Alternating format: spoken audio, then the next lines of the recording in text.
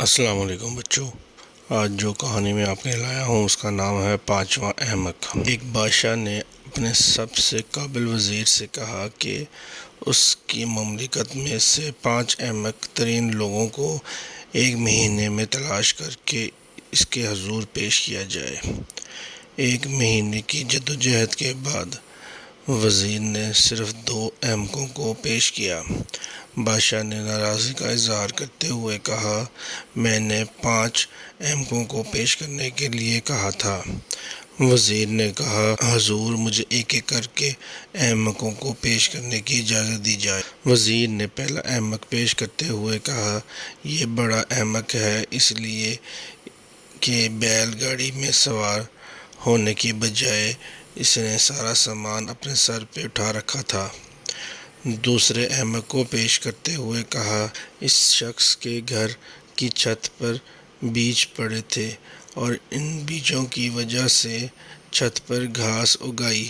یہ شخص اپنے بیل کو لکڑی کی سیڑھی سے چھت پر لے جانے کی کوشش کر رہا تھا تاکہ بیل چھت پر چڑھ کر گھاس کھا سکے۔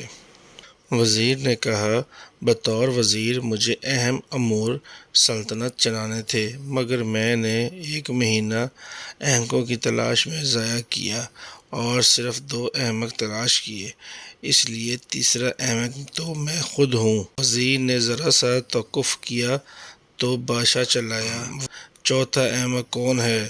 وزیر نے عرض کیا، عالم پناہ جان کی امان پاؤں تو عرض کروں۔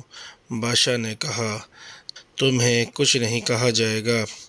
وزیر نے کہا، عالی مرتبہ آپ بادشاہ وقت ہیں اور تمام رعایا اور سلطنت کے امور چلانے کے ذمہ دار ہیں، مگر قابل ترین اور اہل افراد کو تلاش کرنے کی بجائے آپ نے احمق ترین لوگوں کو تلاش کرنے میں نہ صرف اپنا وقت برباد کیا بلکہ ایک اہم وزیر کا وقت بھی برباد کیا، لہٰذا چوتھا احمق آپ ہیں۔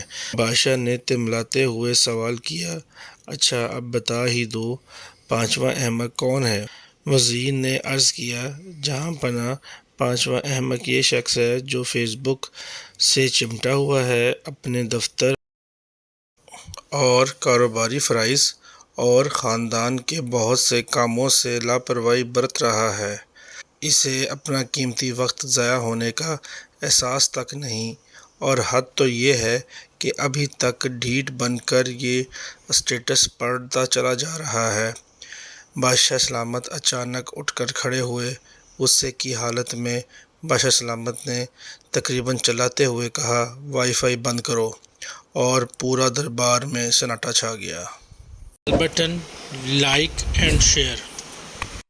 Thank you for watching.